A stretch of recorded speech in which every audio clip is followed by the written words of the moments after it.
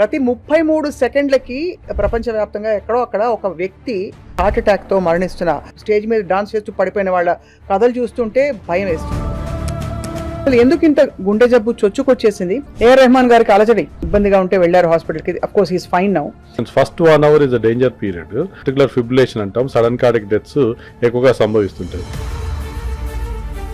ఒక్కోసారి నాకు అసిడిటీ లాగా వస్తుంది, కొంచెం సేపు దూరం నడవంగానే ఇబ్బందిగా ఉంటుంది, కానీ యాంటాసిడ్ వేసుకుని తగ్గిపోతున్నారు. ఎలా తెలుస్తుంది హార్ట్ అటాకా లేకపోతే హార్ట్కి సంబంధించిందా అని? అది నడిచినప్పుడు పని చేసినప్పుడు హార్ట్ వేగం పెరిగినప్పుడు ఏంటంటే హార్ట్కి ఎక్కువ ఆక్సిజన్ కావాలి. కిడ్స్ కంటే ఎక్కువగా స్ట్రెస్ తీసుకోవడం, ఎక్కువగా నిద్ర లేకుండా పనిచేయడం, డే నైట్ హ్యాబిట్స్, ఇవన్నిటి వల్ల కూడా.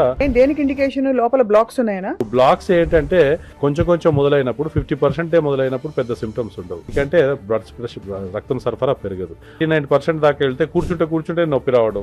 కొందరికి ఒకటే కన్ఫ్యూజన్, యాంజైనా కూడా అన్నం తింటే మనకు రక్త ప్రసారం కొంచెం స్టమక్ సైడ్ డైవర్ట్ అయ్యి హార్ట్కి తగ్గుతుంది కనుక కొన్నిసార్లు పెయిన్ వస్తుంది. దీన్నే చాలా మంది గ్యాస్ అనుకొని చాలా మంది ప్రాబ్లంలో ఇరుక్కుంటారు. చెక్ లిస్ట్ ఏంటి సార్? మామూలుగా HbA1c, lipid profile, CBP, HSCRP, anaemia కూడా ఉంది. డిసీజ్ కొంచెం ఉన్నా కూడా అది ప్రెసిపిటేట్ అవ్వడానికి అవకాశం ఉంది.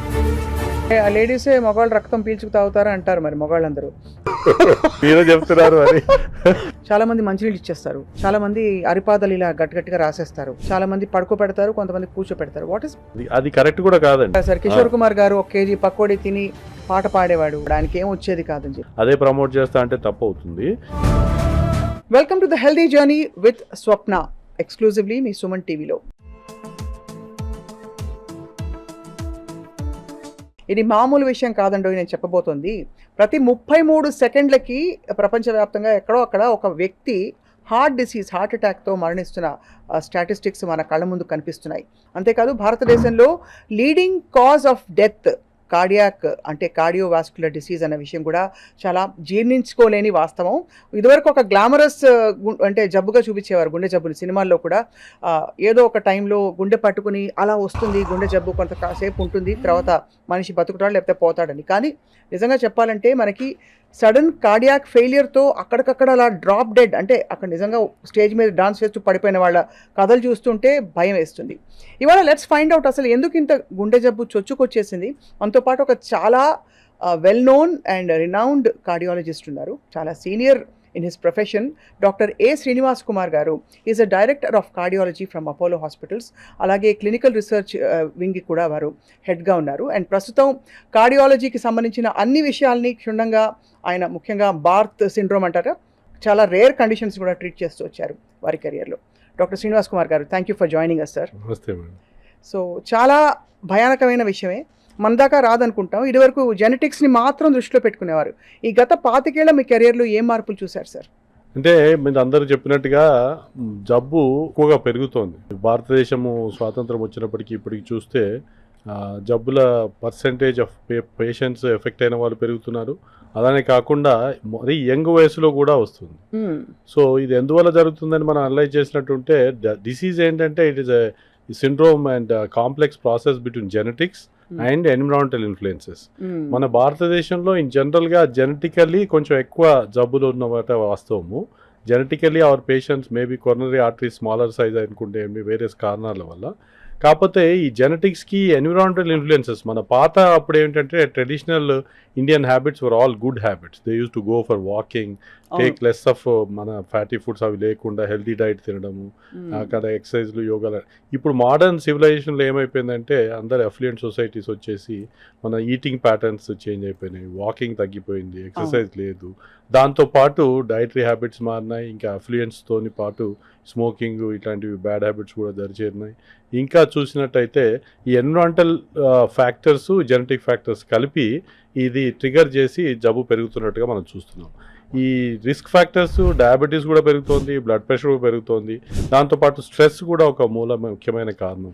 మన అందుకోవాల్సిన దానికంటే టార్గెట్స్ కంటే ఇంకా ఎక్కువగా స్ట్రెస్ తీసుకోవడం, ఎక్కువగా నిద్ర లేకుండా పనిచేయడం, డే నైట్ హ్యాబిట్స్, ఇవన్నిటి వల్ల కూడా మనకు జబ్బు చాలా పెరుగుతుంది. మీరు ఇంతకుముందు చెప్పినారు భారతదేశంలో it is no more like infectious diseases common అంటుంటే, మన పాపులేషన్ ఇండిపెండెన్స్ వచ్చినప్పుడు టీబీ జబ్బు ఇంకా ఇన్ఫెక్షన్స్ కామన్ కారణంగా ఉండే. అది కాదు. ఇప్పుడు first number 1 cause of death heart diseases and strokes. దీన్ని కార్డియోవాస్కులర్ డిసీజెస్ అంటాం. సో ఇది అందరూ తెలుసుకోవాల్సిన విషయం. నిన్న మొన్న కూడా సార్ ఏఆర్ రెహమాన్ గారికి అలజడి, ఏదో గుండె ఏదో ఇబ్బందిగా ఉంటే వెళ్ళారు హాస్పిటల్కి. Of course he's fine now. అలాగే మనకి చాలా ప్రముఖ గాయకులు, మనకి బాలకృష్ణ ప్రసాద్ గారు మొన్న గుండె జబ్బుతో ఆయన హార్ట్ స్ట్రోక్ వచ్చి పోయారని కూడా చెప్తున్నారు తిరుపతిలో. ఆయనకు అఫ్ కోర్స్ ఏజ్ రిలేటెడ్ అని చెప్పచ్చు. పునీత్ రాజ్ కుమార్ ఏంటి సార్ అలా ఎక్సర్సైజ్ చేసుకుంటూ అలా పోయారు. అలా చూసుకుంటే చాలామంది మనకి ఈ మధ్య రీల్స్ కూడా కనిపిస్తున్నాయి, స్టేజ్ మీద డాన్స్ చేస్తూ ఉంటారు, టక్మని పడిపోతారు. అట్లెట్లా అవుతారు సార్? అంటే జనరల్గా ఏంటంటే బాడీ నేచర్ అనండి, గాడ్ అనండి, వార్నింగ్ సిగ్నల్స్ ఇస్తూ ఉంటుందండి. కానీ చాలా మంది ఏంటంటే నాకెందుకు వస్తుంది, నేను రెసిస్టెంట్ అనుకొని దాన్ని పట్టించుకోకుండా, ఎస్పెషలీ ఇంకా అందరూ కాదు కానీ కొందరికి ఈ పార్టీస్లలో చేసినప్పుడు కొంచెం ఆల్కహాల్ ఇన్ఫ్లుయెన్స్ వల్ల దానివల్ల కూడా కొంచెం ట్రెడిషనల్గా కంప్లైంట్స్ మైల్డ్గా వచ్చే వాటిని నెగ్లెక్ట్ చేసి ఎప్పుడైతే బాగా సివియర్ అయిపోతుందో అప్పుడు సడన్గా పడిపోవడం జరుగుతుంటాయి. అంటే జనరల్గా హార్ట్ అటాక్ ప్రజెంటేషన్స్లో కూడా మనం చూసినట్టయితే significant number of patients first 1 hour is a danger period. అందులో సడన్గా రక్తనాళం బ్లాక్ అయినప్పుడు బీటింగ్ అబ్నార్మాలిటీ వెంట్రికులర్ ఫిబ్రిలేషన్ అంటాం, సడన్ కార్డియక్ డెత్స్ ఎక్కువగా సంభవిస్తుంటాయి. ఇంకా ఇట్లాంటి హైఫై పీపుల్ న్యూస్లో ఉన్న వాళ్ళు వచ్చినప్పటికీ ఇంకా ఎక్కువ పాపులర్ అవుతుంది. ఇది ఉండింది ఇంతకుముందు, బట్ మేబీ సోషల్ మీడియా నుండి వేరే ఇంకా అవేర్నెస్ పెరిగి ఇంకా ఎక్కువగా చెందుతుంది. కానీ కాషన్ ఏంటంటే ఎవరైనా కూడా మనము రోగి ఇంతకుముందు చేసే అలవాట్లకు కూడా చేస్తుంటే కొంచెం ఫటీగ్ లాగాను, ఇబ్బంది లాగాను, డిస్కంఫర్ట్ లాగాను, మైల్డ్ ఎస్పెషల్లీ ఎగ్జర్షన్ వల్ల నడిచినప్పుడు పనిచేసినప్పుడు ఎక్కువ అవుతుంది అన్నప్పుడు, రెస్ట్ తీసుకుంటే తగ్గుతుంది అన్నప్పుడు మాత్రం డెఫినెట్గా హార్ట్ది ఏమైనా ప్రాబ్లం ఉందా అని చూసుకోవాలి. అలా కాకుండా డాన్స్ చేస్తుంటారు, ఎక్కువ ఎగ్జర్షన్ చేస్తుంటారు, పాడుతుంటారు, కొంచెం కంప్లైంట్స్ వస్తుంటాయి, అయినా కూడా నాకు రాదు, నేను హెల్దీ కదా, నేను చాలా ఫిట్నెస్ మెయింటైన్ చేస్తాను ఇది అనుకొని, బట్ మీరు అన్నట్టుగా ఎవరు కూడా రెసిస్టెన్స్ కాదు. హార్ట్ అటాక్ ఎవరికైనా జరగచ్చు, కాకపోతే రిస్క్ ఫ్యాక్టర్స్ ఉన్న వాళ్ళకి ఎక్కువగా జరిగే అవకాశం ఉంటుంది, లేని వాళ్ళకు అసలే జరగదని లేదండి. కనుక ఎవరైనా కూడా ఏ మాత్రమైనా ఎగ్జర్షన్లో కంప్లైంట్స్ వచ్చినప్పుడు మాత్రము డెఫినెట్గా డాక్టర్ దగ్గరికి వెళ్ళి టెస్ట్ చేయించుకొని ఏమైనా వచ్చే ఛాన్స్ ఉందా అని మనం చూసుకోవాలి. సార్ మామూలుగా మీరు చెప్పారు కదా దట్ సిమ్టమ్స్ వస్తాయని చెప్పి, ఒక్కోసారి నాకు అసిడిటీ లాగా వస్తుంది, కొంచెం సేపు దూరం నడవంగానే ఇబ్బందిగా ఉంటుంది, కానీ యాంటాసిడ్ వేసుకున్న తగ్గిపోతుంది. ఎలా తెలుస్తుంది హార్ట్ అటాకా లేకపోతే హార్ట్కి సంబంధించిందా అని? ఇది చాలా మంచి ప్రశ్న. ప్రేక్షకులు అందరూ ఇది కనుక్కోవడానికే 15-20 ఏళ్ళు చదువుతాం cardiology. Still there is some element of confusion అండి. కాకపోతే బై అండ్ లార్జ్ ఏంటంటే ప్రేక్షకులు తెలుసుకోవడానికి బ్రాడ్గా చెప్తాను కొన్ని. ఎప్పుడైనా హార్ట్ కూర్చొని ఉన్నప్పుడు 60-70 టైమ్సే కొట్టుకుంటుంది కనుక బ్లాక్స్ ఉన్నా లేకుంటే వచ్చే రక్తం సరిపోతుంది కనుక అదే డిస్కంఫర్ట్ ఉండదు. అది నడిచినప్పుడు పనిచేసినప్పుడు హార్ట్ వేగం పెరిగినప్పుడు ఏంటంటే హార్ట్కి ఎక్కువ ఆక్సిజన్ కావాలి, ఎక్కువ రక్తం కావాలి, ఈ బ్లాక్స్ ఉన్న వాళ్ళకి రాక డిస్కంఫర్ట్ వస్తుంది. దీన్ని యాంజైనా అంటాం. ఎప్పుడైతే నడిచినప్పుడు పెరిగి రెస్ట్ తీసుకుంటే తగ్గుతుందో టిపికల్గా మళ్ళీ చెస్ట్ అంతా డిస్కంఫర్ట్ డిఫ్యూజ్గా ఉండి ఈ చేతికి గదవకు పాకినప్పుడు మళ్ళీ రెస్ట్ తీసుకుంటే తగ్గినప్పుడు ఇట్లా ఉండేది ఎక్కువ హార్ట్ ఉండేదానికి అవకాశం ఉంటుంది. అలా కాకుండా లోకల్గా ఫోకల్గా ఒక్కటే చోట ప్రిక్కింగ్ పెయిన్ కంటిన్యూస్గా రోజంతా ఉండడము, నడిచితే పని చేస్తే తిరిగితే కూడా ఏం చేంజ్ లేకుండా ఉండడము, అవన్నీ హార్ట్ లక్షణాలు కావు. ఏ మిల్యూలో జరుగుతుందని కూడా ఇంపార్టెంట్. అంటే ఇప్పుడు ఒక 30 ఏళ్ల అమ్మాయికి ఏమి రిస్క్ ఫ్యాక్టర్స్ లేని వాళ్ళకు వచ్చేదానికి ఫోకల్గా పెయిన్ ఉంటే అది హార్ట్ దాయడానికి అవకాశం తక్కువ. అలా కాకుండా 50-60 ఏళ్ల వాళ్ళకు షుగర్ ఉంది, స్మోకింగ్ అలవాటు ఉంది, వాళ్ళకి ఎగ్జర్షన్లో వస్తుందంటే అయ్యే పాసిబిలిటీ ఎక్కువ. దాన్ని ప్రీటెస్ట్ పాసిబిలిటీ అంటాం. ఇలా ఎప్పుడైనా కూడా బై అండ్ లార్జ్ అందరూ శ్రోతలకు చెప్పదలుచుకున్న వ్యూవర్స్ చెప్పదలుచుకున్నది ఏంటంటే బేసికల్గా డౌట్ ఉన్నప్పుడు మళ్ళీ కన్సర్న్ డాక్టర్ దగ్గరికి వెళ్ళి స్పెషలిస్ట్ దగ్గరికి వెళ్ళి టెస్ట్ చేయించుకొని దాన్ని రూల్ అవుట్ చేసుకోవడం చాలా అవసరం. డాక్టర్స్గా మేము కూడా ఇనీషియల్గా కొంచెం డౌట్ ఉన్నప్పుడు అబ్జర్వ్ చేస్తాం పేషెంట్ని. అబ్జర్వ్ చేసి 1-2 అవర్స్లో మళ్ళీ ఈసీజీ రిపీట్ చేసి కొన్ని బ్లడ్ టెస్ట్ ట్రోపనిన్ లాంటి పరీక్షలు చేసి హార్ట్ స్కానింగ్ తీసి అవన్నీ చూసి మనం సపోర్టింగ్ ఎవిడెన్స్ చేస్తాం. బట్ బై అండ్ లార్జ్ 90% హార్ట్దా కాదా అనేది మన రోగి ఏం చెప్తున్నాడో అనేది హిస్టరీ బట్ట మనం డయాగ్నోస్ చేస్తాం. సో యాంజైనా అనేది చాలా సిగ్నిఫికెంట్గా అన్ని రకాల క్లాసికల్గానే ఉండదు అందరికీ. కొందరికి లేడీస్లో ఎస్పెషల్లీ చూసినట్టయితే క్లాసికల్గా డిస్కంఫర్టే రాదు. వాళ్ళకి ఏంటంటే ఫటీగ్ లాగా, వీక్నెస్ లాగా, కొంచెం నడిస్తే అలసినట్టు, కొంచెం దడలాగా, కొందరికి చక్కెర వచ్చి పడిపోవడం ఇట్లాంటివి కూడా. సో దాన్ని బట్టి అది దేనికి ఇండికేషన్? లోపల బ్లాక్స్ ఉన్నాయనా? అవునండి. ఇప్పుడు బ్లాక్స్ ఏంటంటే కొంచెం మొదలైనప్పుడు 50% మొదలైనప్పుడు పెద్ద సిమ్టమ్స్ ఉండవు. ఆ ఆర్టరీలో 70% బ్లాకేజ్ వచ్చినప్పుడు నడిచినప్పుడు ఎక్కువగా సిమ్టమ్స్ వస్తాయి. ఎందుకంటే రక్తం సరఫరా పెరగదు. అదే 90% దాటితే ఇంకా 99% దాకా వెళ్తే కూర్చుంటే నొప్పి రావడం.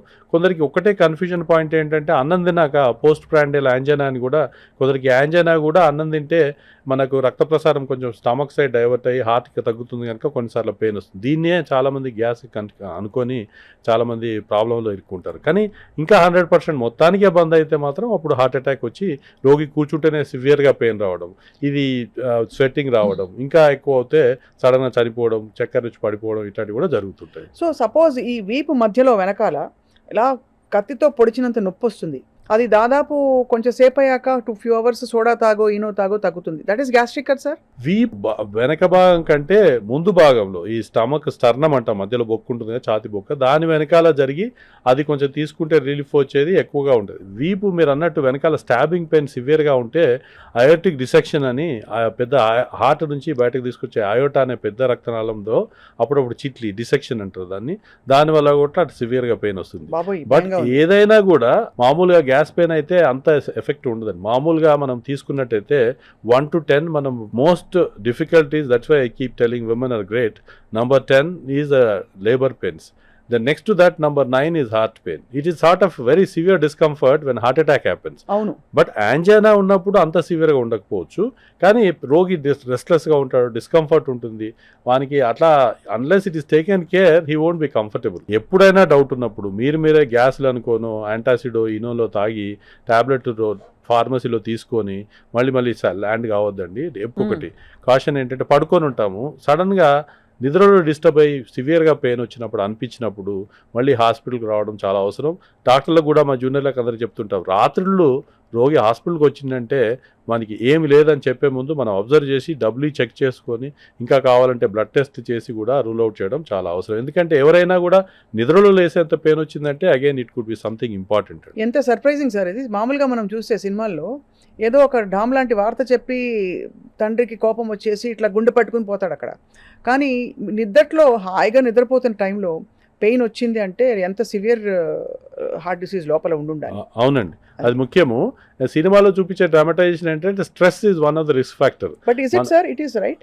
Stress is one of the risk factor. దాంట్లో ఏం జరుగుతుందంటే హార్ట్ లోపల ఇందాక చెప్పాను కదా 70% 90% ప్లాక్స్ అని. ఈ స్ట్రెస్ వల్ల ఆర్ సివియర్ ఎక్సర్సైజ్ చేసిన, ఇప్పుడు వెయిట్ లిఫ్టింగ్ చేస్తారు, ఓవర్ నైట్ హృతిక్ రోషన్ అయిపోవాలని ప్రయత్నం చేస్తుంటారు. వీళ్ళందరికీ ఏంటంటే సడన్గా టాలరెన్స్ లెవెల్ గ్రాడ్యువల్గా వార్మప్ చేయకుండా సడన్గా ఎక్సర్సైజ్ చేసినప్పుడు ఆర్ ఎక్కువ స్ట్రెస్ ఉన్నప్పుడు, ఎస్పెషల్లీ లేడీస్లో కూడా డిస్క్రైబ్డ్, ఆ చిన్న ప్లాక్స్లలో రప్చర్ అయిపోయి బ్లడ్ క్లాట్ అయిపోయి ఆర్బీసీలు క్లాటింగ్ ఫ్యాక్టర్స్ అన్నీ జమ అయిపోయి సడన్గా క్లాటింగ్ అయ్యి హార్ట్ అటాక్ అవుతుంది. So that is also described one of the features, but it is little over exaggerated. Not always it happens like that, but when it is happening you should be careful. దవడ నొప్పికి, gum హెల్త్కి, oral హెల్త్కి, heart డిసీజ్కి connection ఉందని ఏంటి sir connection? అంటే basically రెండు విషయాలు ఇందులో. కేవలం నడిచినప్పుడు చెస్ట్ డిస్కంఫర్ట్ వస్తుందో అప్పుడు కొందరికి గదవకు కూడా వస్తుంది, కొందరికి చెస్ట్లో రాకుండా కేవలం గదవలనే కూడా వస్తుంది. బట్ అది ఇమీడియట్గా రెస్ట్ తీసుకుంటే తగ్గుతుంది. అది వేరు, అది జా పెయిన్ వేరు, అది ఎగ్జాస్టనల్ జా పెయిన్. మీరు ఏమన్నారంటే టీత్లో ఇన్ఫెక్షన్ ఉన్నప్పుడు అది ఏమన్నా హార్ట్ జబ్బుకు దారితీస్తుంది అనేది ప్లాక్ అది అంటారు కదా సార్. అందులో ఏంటంటే హార్ట్ లోపల ఇన్ఫెక్షస్ థియరీ అని ఒకటి ఉంటుంది. క్లమిడియల్ ఇన్ఫెక్షన్ అని, కొన్ని రకాల వైరల్ ఇన్ఫెక్షన్స్ అని, ఈ మధ్య కోవిడ్ చూసాం, ఆ ఇన్ఫెక్షన్స్ వల్ల కూడా హార్ట్ రక్తనాళాలు ఏదైతే ప్లాక్స్ ఉంటాయో కొలెస్ట్రాల్ పేరుకుపోయినాయి, దాని మీద ఇన్ఫ్లమేషన్ వచ్చి అది సడన్గా రప్చర్ వచ్చి హార్ట్ అటాక్ రావడానికి అవకాశం ఉందని వచ్చింది. ఈ టీత్ జబ్బు ఉంటే హార్ట్ లోపల కవాటాలలో లీకేజ్ ఉన్న వాళ్ళకి ఇన్ఫెక్టివ్ ఎండోకార్డిటిస్ అని, అంటే హార్ట్ మీద వాల్వ్స్ లోపల ఇన్ఫెక్షన్ వచ్చి ప్రాబ్లమ్స్ అయ్యేదానికి ఎక్కువగా అవకాశం. స్ట్రెప్టోకాకస్. మీకు డాక్టర్స్ కంటే సగం నాలెడ్జ్ ఉంది సార్. Thank you sir. అది ఇండికేషనా? ఇప్పుడు ఉదాహరణకి చాలా మందికి బాగా ఎక్కువగా తరచుగా గమ్ ఇన్ఫెక్షన్స్ వస్తున్నాయి, రూట్ కెనాల్ ఇన్ఫెక్షన్స్ వస్తున్నాయి. Is that indicative of heart disease? No, it's not like that. ఇప్పుడు అది తరచుగా వస్తుందంటే డయాబెటీస్ ఉన్నా, ఇంకా ఏమైనా ఫ్యాక్టర్స్ ఉన్నా కూడా తరచుగా ఇన్ఫెక్షన్ వస్తుంది. ఇన్ఫెక్షన్ వచ్చిన వాళ్ళకి అప్పుడప్పుడు హార్ట్కి దారితీస్తుంది, కానీ హార్ట్ జబ్బు ఉన్న వాళ్ళకి గమ్స్ ఇన్ఫెక్షన్ వస్తుందని కాదండి. అంటే ఇప్పుడు అందరూ ఒకటే చెప్తున్నారు, బాగా ఎక్సర్సైజ్ చేయి, ఆయిల్ తగ్గించు, ఫుడ్ తగ్గించు, కార్బోహైడ్రేట్, షుగర్ తగ్గించు అని చెప్పి అన్ని మంచివన్నీ తీసేస్తే లైఫ్లో మిగిలేది ఏమిటంటే చాలా పెద్ద డౌట్, తాగద్దు, స్మోక్ చేయొద్దు అని. So what is your prescription sir for a good heart health? అంటే అందరికీ చెప్తానండి, ఇప్పుడు ఏవైతే నేచర్ గాడ్ గ్రేట్ అండి. ఇప్పుడు చాలా టేస్టీగా ఉండి అది హెల్తీగా ఉన్నది అనుకుందాం ఎగ్జాంపుల్. కొన్ని ఉన్న ఎక్సెప్షనల్ ఫుడ్ చెప్తాను. అది ఉంటే చాలా రిచ్ పీపుల్, ఎగ్జాంపుల్ అమ్మాని తీసుకుని వాళ్ళంతా నిల్వలు చేసుకొని మామూలు కామన్ మ్యాన్కి ఉండదండి. అది హెల్తీగా ఉండి హ్యాపీ టేస్టీగా ఉంటాయి. But by and large fruits are good which are also tasty. But మిగతా అన్ని బిర్యానీలు, చీజ్, బర్గర్ ఇవన్నీ ఏవైతే టేస్టీ అనుకుంటామో అవన్నీ unhealthy foods. That is nature's way of protecting the healthy food or whatever you call it. So food is one important part. మీరు అన్నారు ఇంకా ఎట్లా ప్రొటెక్ట్ చేసుకోవాలి ఫుడ్లో, మరి ఏం తినకపోతే వాడు ఎట్లా బతకాలంటే బేసికలీ అండి మన అలవాట్లను బట్టి మన దైనందిక జీవనం డెవలప్ అవుతుంది. Somebody may be happy eating nothing, joke వేస్తే బాయిల్డ్ వెజిటేబుల్స్ తింటే వాడు బతికేందుకు అనుకుంటే దట్ ఈస్ డిఫరెంట్. బట్ మన perception of eating towards food, what you are enjoying also changes with your attitude. That's very important. If you want to be healthy, then you have to make some healthy food habits. అంటే ఉదాహరణకి healthy food habits అంటే ఉదాహరణకి ఏవైనా అండి, vegetarian diet is by and large good. చాలా మంచిది. Anything you want. Non veg అంటారు అయితే నాన్ వెజ్ తక్కువ తింటే మంచిది. Fish is good for heart. మధ్యలో అసలు కీటోను ప్రోటీన్ బేస్డ్ డైట్స్ బెస్ట్ అని అన్నారు కదా సార్. ఏదైనా అండి, one more important message I would like to give is అతి సర్వత్ర వర్జేత్. ఏదైనా కూడా అతిగా చేయకూడదండి. కీటోన్ డైట్ మంచిదని అదే చేస్తే, లేదంటే మన షుగర్స్ మంచివని అదే తింటే, ఓ మధ్య కొన్ని డైట్లు చూస్తున్నాం, వాడు ఏం లేదు కొబ్బరి నూనె తాగమంటాడు, ఇంకోటి ఏంటంటే ఓన్లీ నాన్ వెజ్ ముక్కలే తినమంటాడు. ఏదైనా కూడా అతిగా చేయకూడదు. ఏదైనా బ్యాలెన్స్డ్ డైట్ ఉండి mixture of little carbohydrates and little fats and protein is good always. But if somebody has a disease that is different. If he has diabetes then you have to control sugars more. If he has a kidney problem you have to control proteins more depending upon that. మనకు ఇప్పుడు kidney problem అంటే proteins తక్కువ తినాలి. Sugars ఉన్నాయనుకోండి, sugar వ్యాధి, diabetes ఉంటే sugars తక్కువ. But by and large ఏంటంటే అండి, ఏది కూడా అతిగా తినకూడదు. మోతాదులో తింటే ఏదైనా మంచిది. అన్ని చిన్న గీత పెద్ద గీత సార్. బికాస్ ఒకప్పుడు ఫ్రూట్స్ అంటే అసలు యాపిల్ హెల్త్కి అసలు పరాకాష్ట అనుకునేవాళ్ళం. ఇప్పుడు చూస్తే ఆపిల్ మీద ఏం పెస్టిసైడ్ కొట్టాడు ఏందో అని చెప్పి అది ఇంకో కదా, అది ప్యారలల్గా ఇంకొక ఎండోక్రైన్ సిస్టమ్ పాడైపోతుందని అదొక ఆందోళన ఉంటుంది. ఇటువైపు ఫ్రూట్స్ ఎక్కువ తింటే షుగర్స్ వచ్చేస్తాయి బాడీలో, ఎక్కువ తినొద్దు, ఫ్రక్టోస్ పెరిగిపోతుంది అని అదొక ఆందోళన. సో ఎవ్రీబడి సో కన్ఫ్యూజ్డ్ ఇప్పుడు ఏం తినాలి, ఎంతవరకు తినొచ్చు అని చెప్పి. Apple a day keeps doctor away అనేది ఒక నానుడి ఉంది కదండి. Apple is not that bad, ఒకదానికంటే ఎక్కువ తినలేము. ఏవైతే జ్యూసులు తీసే ఫ్రూట్స్ ఉంటాయో ఆ జ్యూసులు తీసుకొని తాగితే మాత్రం ఎక్కువ క్యాలరీ కంటెంట్ వస్తుంది, షుగర్స్ ఎక్కువ వస్తుంది. By and large fruits as such తింటే ఫైబర్ ఉంటుంది. ఇప్పుడు మన నారింజ పండు తిన్నా, మోసంబి పండు తిన్నా దాంతోపాటు తింటే పర్వాలేదు. జ్యూసులు తీసుకొని తాగితేనే ఎక్కువ క్యాలరీస్, ఎక్కువ ప్రాబ్లమ్స్ వస్తాయి. బై అండ్ లార్జ్ షుగర్ లేని వాళ్ళు ఫ్రూట్స్ తీసుకుంటే పర్వాలేదండి. కానీ షుగర్ ఉన్న వాళ్ళు మాత్రం బనానాస్, ఇంకా ఏదైతే ఎక్కువ షుగర్ కంటెంట్ ఉంటే జ్యూసెస్ అవన్నీ అవాయిడ్ చేయాలా. మన even mangoes have high sugar content. But otherwise diabetes లేని వాళ్ళు you can always take few portions of fruits. ఇంకా మనకు ఆయిల్స్ గురించి చెప్తే డైట్ కంట్రోల్ కంప్లీట్ చేద్దాము. ఆయిల్ కూడా కొందరు ఆలివ్ ఆయిల్ చాలా మంచిది వాడతారు. అదే డబ్బులు ఉన్న వాళ్ళు ఆలివ్ ఆయిల్ వేసుకుని తిందామంటే కూడా ఆలివ్ ఆయిల్ అంత టేస్ట్గా ఉండదు. అదే వాడితే ఇంకా విరక్తి వచ్చేస్తుంది. సో ఏదైనా కొంచెం అకేషనల్గా వాడితే పర్లేదు. కానీ what is found in studies ఏంటంటే rotation of oils is good అని. ఏదైతే ఒక సన్ఫ్లవర్ ఆయిల్, కాన్ ఆయిల్ ఇంకటి రొటేషన్ చేసి కొంచెం మోతాదులో తినాలి ఏదైనా కూడా. మళ్ళీ అతిగా ఆలివ్ ఆయిల్ మంచిదని టన్నులు తినేస్తే మళ్ళీ అది కూడా బ్యాడ్ అవుతుంది. సో కనుక ఏదైనా మితంగా తీసుకొని దాని తర్వాత ఇంకా రొటేషన్ ఆఫ్ ఆయిల్ చేస్తే మంచిదని స్టడీస్లో ఉంది. ఇప్పుడు మీరు వచ్చారు కదా సార్ ఇంటర్వ్యూకి, మీకు చక్కగా వేడి మిరపకాయ బజ్జీలు, మంచిగా బోండాలు పెడితే తింటారా? మీరు తినరా? యూఆర్ కార్డియాలజిస్ట్, మీకు నాలెడ్జ్ అంతా ఉంది, మీ గుండెలో ఏమవుతుందో కూడా మీకు తెలుసు. తినరా సార్ అసలు? అంటే ఇంకోటి అండి, హ్యాపీగా ఉండడం కూడా ఇంపార్టెంట్. అదే కదా, అందుకే అడుగుతున్నా. Happiness, health. ఇప్పుడు నేను విరక్తి వచ్చేసి నేను తినలేకపోతున్నాను బాధపడితే బ్యాడ్, అది చేయకూడదు. దాని బదులు మీరు ఒక సమోసా తింటైనా పర్లేదు, కానీ దానివల్ల ఫీల్ అవుతుంటే మాత్రం కొంచెం చేయొచ్చు. కానీ అదే పనిగా మీరు 4-5 సమోసాలు తినేస్తా, 4-5 మిర్చిలు తింటా అంటే మాత్రం తప్పండి.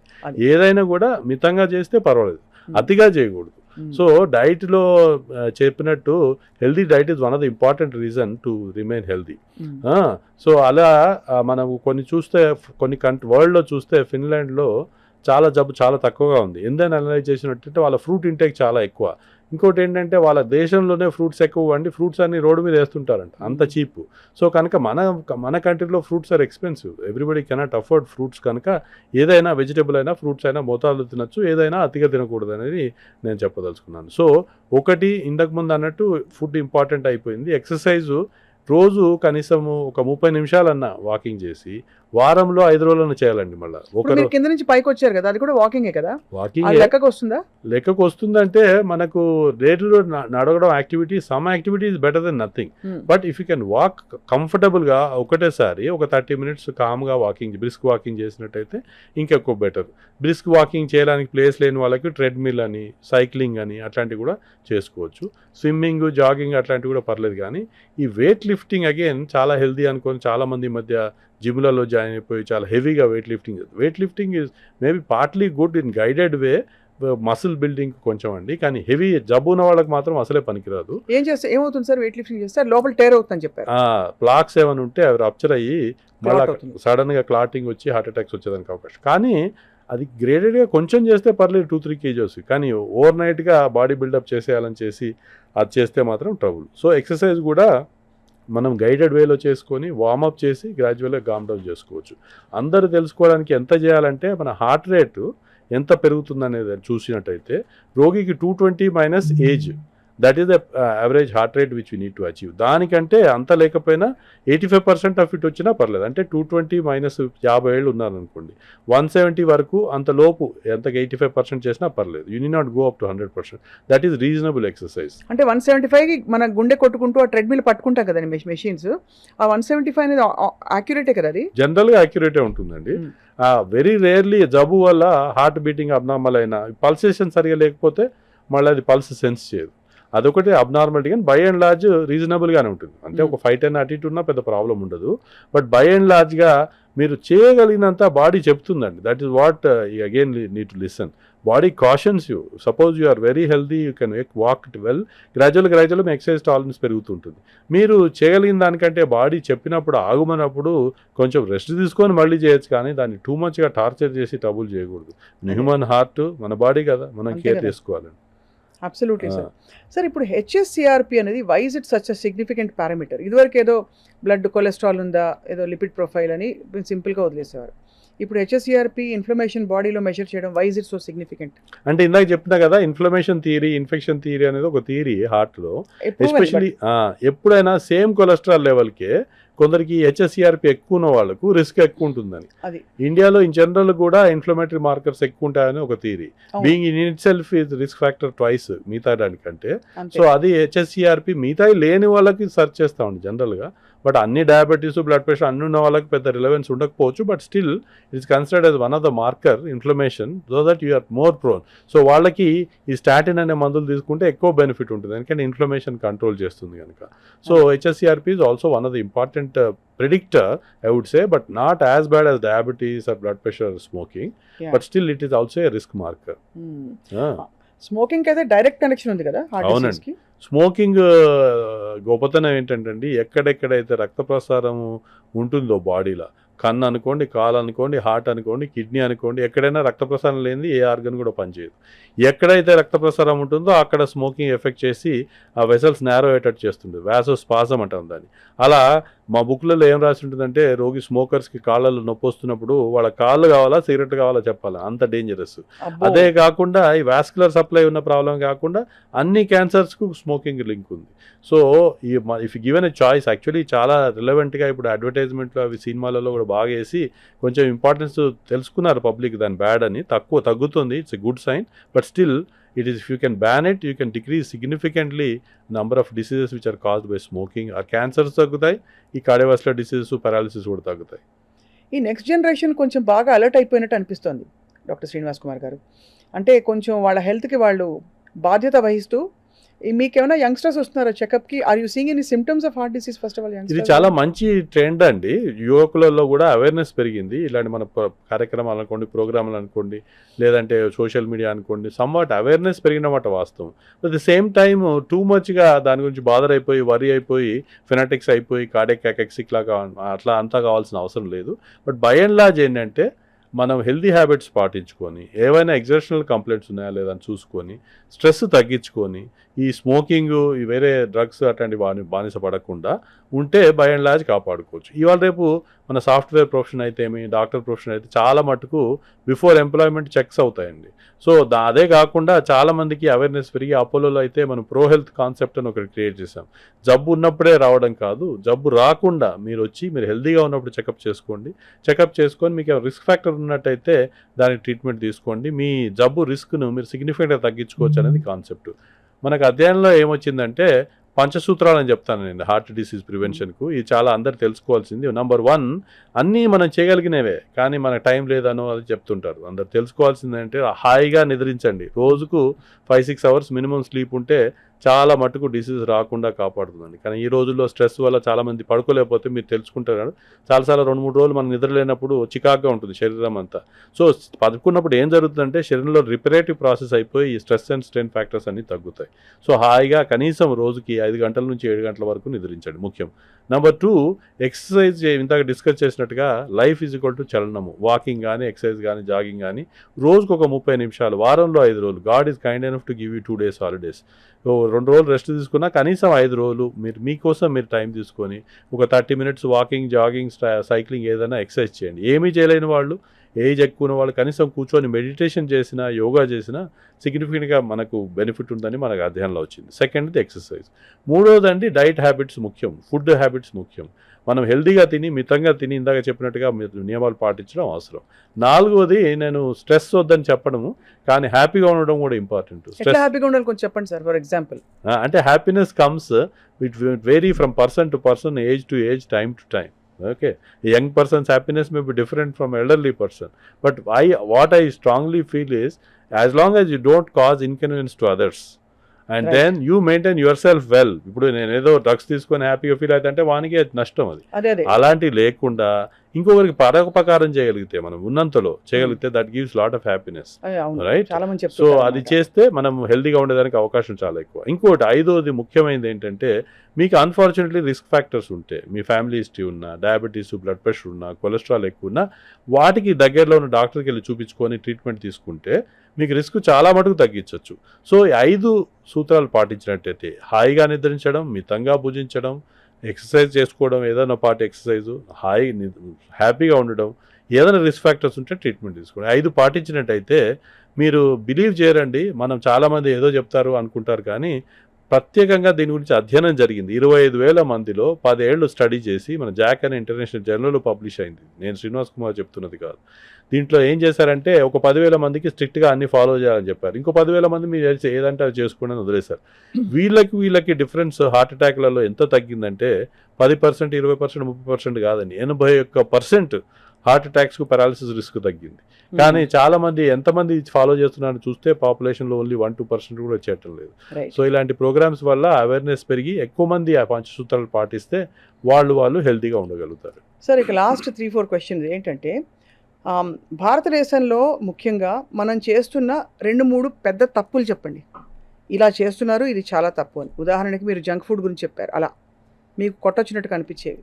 అంటే ఇప్పుడు ఏదైనా అండి మెయిన్గా ఏంటంటే భారతదేశం ప్రోగ్రెస్ అవుతుంది, డెవలప్ అవుతుంది. So we want to do more then what we can. ఇప్పుడు pushing our cells too much and బాడీని మనం కేర్ తీసుకోవాలి కదా. It cautions you, but still people want to work hard, earn more, do things what you can achieve కంటే ఎక్కువ సాధించేద్దాం. ఇది ఇంత లోపల ఏంటంటే it's getting it lot of trouble and stress.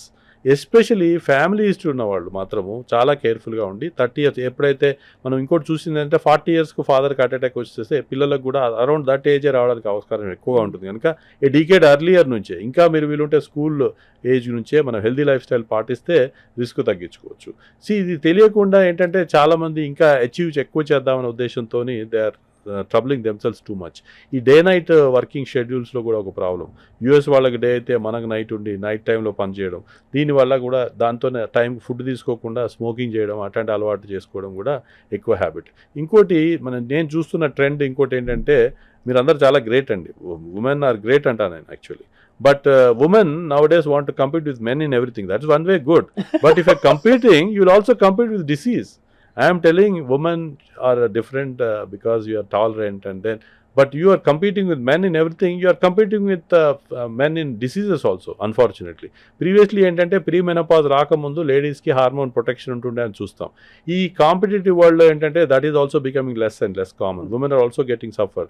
And then suppose you have diabetes or early family history, then that protection of hormones is gone. So you need to be careful. చాలా మంది women ఏంటంటే మనకు breast క్యాన్సర్కో uterine దానికో check చేయించుకుంటారు, కానీ చాలా మంది హార్ట్ అటాక్ వచ్చే వరకు కూడా వాళ్ళ ఫ్యామిలీస్కి అందరూ చూసుకుంటారు, వాళ్ళు చెకప్ చేసుకోరు.